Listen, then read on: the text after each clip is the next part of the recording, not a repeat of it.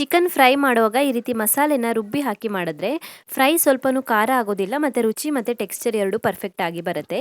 ಮೊದಲಿಗೆ ಒಂದು ಫ್ರೈಯಿಂಗ್ ಪ್ಯಾನ್ಗೆ 5ರಿಂದ 6 ಬ್ಯಾಡಗಿ ಮೆಣಸಿನಕಾಯಿ, ಅರ್ಧ ಚಮಚ ಧನಿಯಾ ಕಾಳು, 1/4 ಚಮಚ ಕಾಳು ಮೆಣಸು, ಹಾಗೆಯೇ ಸ್ವಲ್ಪ ಗರಂ ಮಸಾಲೆ ಐಟಮ್ಸ್ನ ಸೇರಿಸ್ಬಿಟ್ಟು ಮೀಡಿಯಂ ಫ್ಲೇಮಲ್ಲಿ 2ರಿಂದ 3 ನಿಮಿಷ ಹುರ್ಕೊಳ್ಳಿ. ನಂತರ ಮಸಾಲೆ ಐಟಮ್ಸನ್ನು ತೆಗೆದುಬಿಟ್ಟು ಅದೇ ಪಾತ್ರೆಗೆ 2 ಚಮಚ ಎಣ್ಣೆ ಹಾಕ್ಕೊಂಡು ಅದಕ್ಕೆ 2 ಈರುಳ್ಳಿ, 10 ಬೆಳ್ಳುಳ್ಳಿಯಷ್ಟು, ಅರ್ಧ ಇಂಚ್ ಆಗೋಷ್ಟು ಶುಂಠಿ ಮತ್ತು ಸ್ವಲ್ಪ ಕರಿಬೇವಿನ ಎಲೆಗಳನ್ನು ಸೇರಿಸ್ಬಿಟ್ಟು ಮತ್ತೆ ಚೆನ್ನಾಗಿ ಹುರಿದಿಟ್ಕೊಳ್ಳಿ. ಹುರಿದಿರುವಂಥ ಮಸಾಲೆ ಐಟಮ್ಸ್ ಎಲ್ಲ ಚೆನ್ನಾಗಿ ತಣ್ಣದಾದ ನಂತರ ಅದಕ್ಕೆ ಒಂದು ಸಣ್ಣ ಪೀಸ್ ಆಗುವಷ್ಟು ಹುಣಸೆಹಣ್ಣು, 1/4 ಚಮಚ ಅರಿಶಿನ ಪುಡಿ ಸೇರಿಸಿ ಸ್ವಲ್ಪ ನೀರನ್ನು ಹಾಕಿ ನುಣ್ಣಗೆ ರುಬ್ಬಿಟ್ಕೊಳ್ಳಿ. ರುಬ್ಬಿರುವಂಥ ಮಸಾಲೆನ ಅರ್ಧ ಕೆಜಿ ಚಿಕನ್ಗೆ ಸೇರಿಸಿ ಅದಕ್ಕೊಂದು ಸ್ವಲ್ಪ ಉಪ್ಪನ್ನು ಹಾಕಿ ಚೆನ್ನಾಗಿ ಮಿಕ್ಸ್ ಮಾಡಿ ಅರ್ಧ ಗಂಟೆಗಳ ಕಾಲ ಮ್ಯಾರಿನೇಟ್ ಮಾಡ್ಕೊಳ್ಳಿ.